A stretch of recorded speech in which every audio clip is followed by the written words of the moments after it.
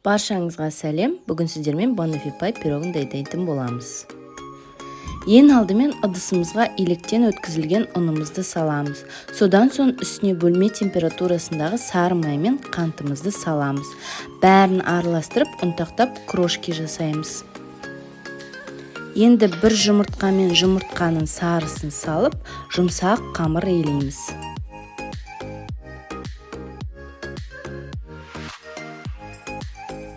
Қамырымызды целлофан мешогына салып, тоңазытқышқа жарты сағатқа салып қоямыз. Тоңазытқыштан шыққан қамырымызды формамызға салып, жайып шығамыз.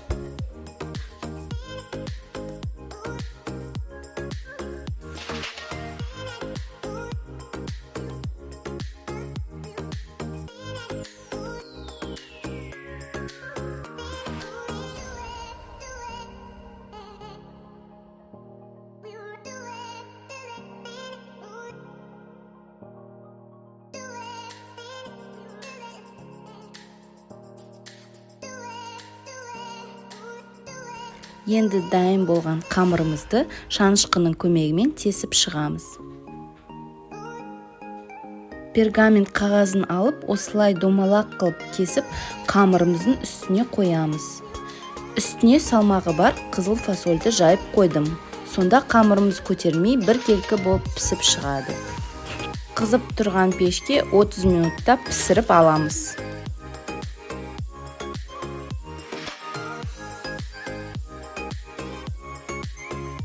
Піскен қамырымызға вареный сгущенкамызды жағып шығамыз.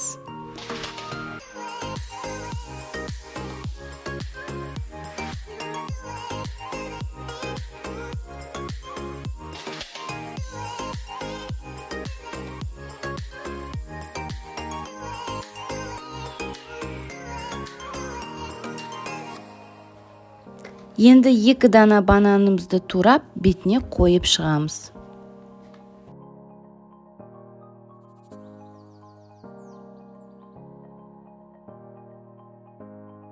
Салқын сливкимызға сахарная пудра салып, жақсылап миксерлеп аламыз.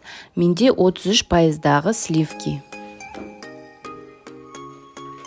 Енді кондитерлік мешокқа кремімізді салып, бетін әсемдейміз.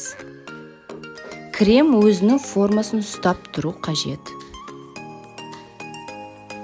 Банафипайымыз дайын болды. Сіздермен бірге болған сымбат. Каналыма тіркеліп, лайк басуды ұмытпаңыздар.